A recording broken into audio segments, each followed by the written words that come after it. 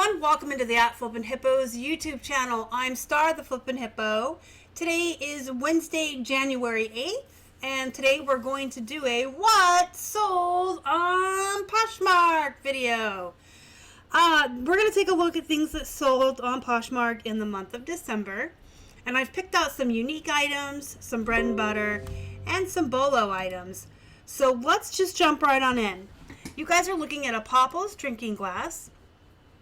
I got this for $1 at a yard sale. And it's good to keep in mind when you pick up glasses like this that they are very long tail and you're going to be sitting on them for a while. You're waiting for that one person in the world who wants this specific glass to complete their collection, or maybe they broke one of theirs and needed to replace it. I did also want to show you guys this glass because I wanted to show you my trick with photographing. You can see that there's a paper towel inside of the glass. So when you have a clear glass like this with graphics, you can put the paper towel into the glass and take your photos, and it won't show the other side. You'll just see the graphics on one side at a time. It's a little trick that I like to use that I wanted to share with you guys. So this Popples glass sold for $10, and the overall profit was right around $6. So we're going to look at some of these Christmas houses that we still have, but we're still selling. Picked up a huge lot of these at the end of the summer. For $15, I got about 20 of these houses. They're still selling on Poshmark and eBay. The first one that ever sold was a wedding chapel, and it sold for over $40. So it paid for the entire lot, plus made a profit. So every single one that we've sold since has been pure profit. This is a Lands End boathouse, and I think I've showed you guys this little trick I like to do before. If I have Christmas houses or plush or anything like that that light up like this, I will turn off the photography lights and get one good photo of it lit up, just to show the person who's interested in buying it what it looks like. I think it kind of like might entice them a little bit more. So this Lands End boathouse sold for $25. So our total profit on it was around $19. And then we also sold the light up town hall, which you can see lit up here. This one sold for $22. So our profit on that one was right around $17. Then we have this Mr. Rogers t-shirt that we really thought was going to do a lot better than what it did. The movie just came out with Tom Hanks. Everyone loves Mr. Rogers. This sat for a very long time, and I just kept dropping the price, and it finally sold for $10. Cost us 99 cents at Goodwill. I think the problem was that it was a medium, and men's t-shirts and shirts in general don't do too well if they're small or medium. Most men are looking for larges and extra larges, and then even like the 2XL and the 3XL sizes usually go pretty fast. So this one sat for a while. We took 10. We still profited around $4 on the shirt. So this is a Tommy Bahama silk Hawaiian shirt. It sold for $17, which doesn't sound like very much for a Tommy Bahama. But because the buyers pay the shipping on Poshmark, if this had sold on eBay, it would have sold for $22 because they paid $6.89 for shipping. So if you round it up, this would have been a $22 sale on eBay, and then we would have paid the shipping. So $17 on a Bahama shirt, we paid 99 cents for Goodwill. Our profit was right around $13. These are Bowden jeans. I had never heard of them until I found 3 pair together at the Goodwill back in September when Sydney, the Posh boss, was here visiting us. And I took them over to her and I asked her, have you ever heard of this brand? And she said, yes, and you need to know this brand. So I picked up all 3 pairs of the jeans, 99 cents a pair, and then we found 2 tops that were also Bowden. So this is a brand that I'll tell you what Sydney told me. You guys need to know this brand. It's a UK, British-based brand, but it is very popular. It has a following. They have their own size charts though, because they have their, you can see over here in my description, they have a UK size, and you need to put the US size in there as well for your US customers. But you can go on Google and search that up. It's just like if you look up Torrid or Chico's special sizing. This particular pair of Bowdens sold for $26, so our profit was $20 on this one pair of jeans.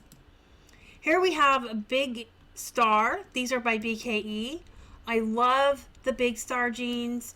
I do like these better than just the plain BKE for women. They sell for more money, they sell faster, and I don't feel like these are as saturated or have had as much of a race to the bottom. They're really nice looking jeans as well. So these were, I got them in Florida. I think they were like $4. They could have even been $2 if they were half off. They sold for $29. So our profit was right around $19. Here we have some Not Your Daughter's Jeans tummy tuck bootcut jeans. Not Your Daughter's Jeans are a good bread and butter brand. I paid 99 cents for this pair. They sold for 23, so we profited right around 16. Here we have a pair of Miss Me capri jeans. So two things about these Miss Me's. Number one, they're capri, and number two, they're plain. The back pockets are very plain. Usually Miss Me has those nice embellished pockets with the fleur-de-lis. When I find jeans that are capri, I will typically just knock $5 off of the starting price that I normally start that brand at, because they're paying for less material and they're not a full pair of jeans. And then especially with like Miss Me and True Religion and the ones that are you're used to seeing very embellished, if they're plain like this, I will knock another like $5 off. So where I would normally start Miss Me jeans at like $50, these were capris. These are very plain, so I would have wanted to start them around $40. However, they've been around for a while, so the price got dropped a couple of times, and I accepted an offer over here on Poshmark. If these would have sold on eBay, they would have sold for $38 because I would have had the $8 shipping for the padded flat built into the price. I accepted a $30 offer on Poshmark because they paid the shipping. So I would have started these right around $40. Taking $38 for them is good for a very plain pair of capri jeans from Miss Me. I did pay up for these. I did pay $6.99. So our profit was $17.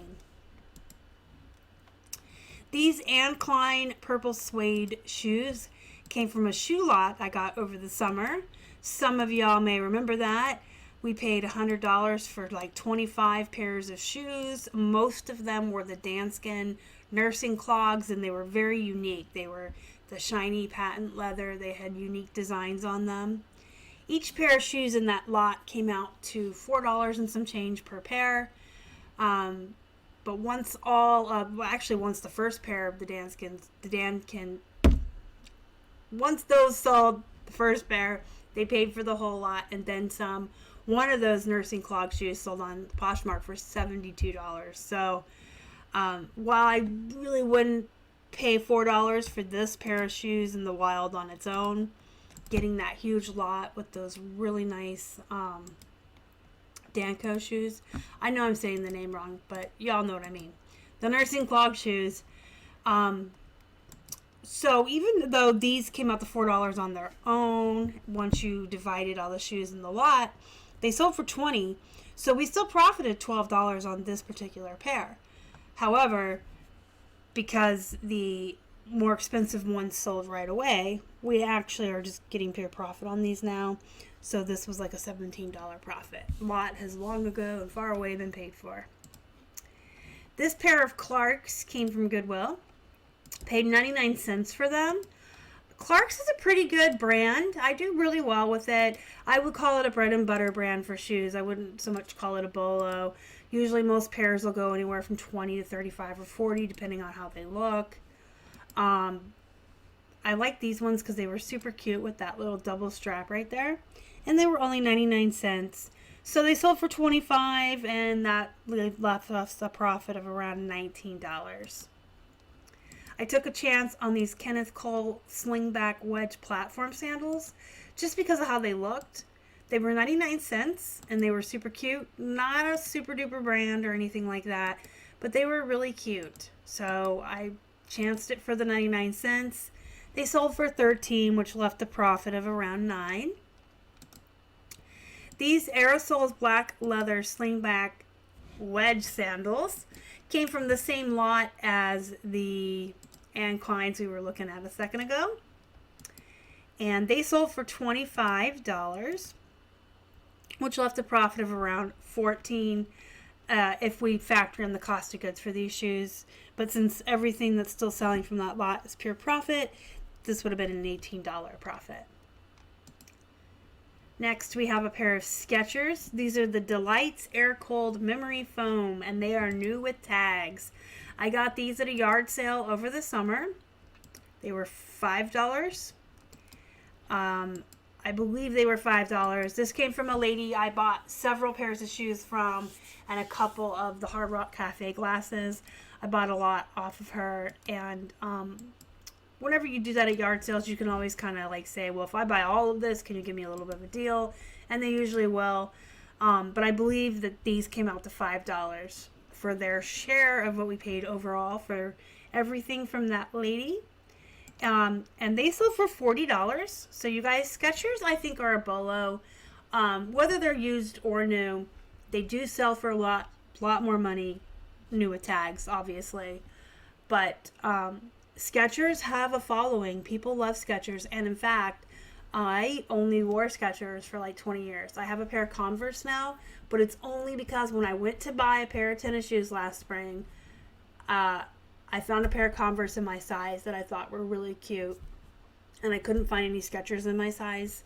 I buy my shoes at Marshall's or TJ Maxx. But prior to that, I was so picky that I only ever would wear Skechers. They're comfortable shoes. They're good shoes. You can wear them for like 5 years before they even start to show wear or fall apart.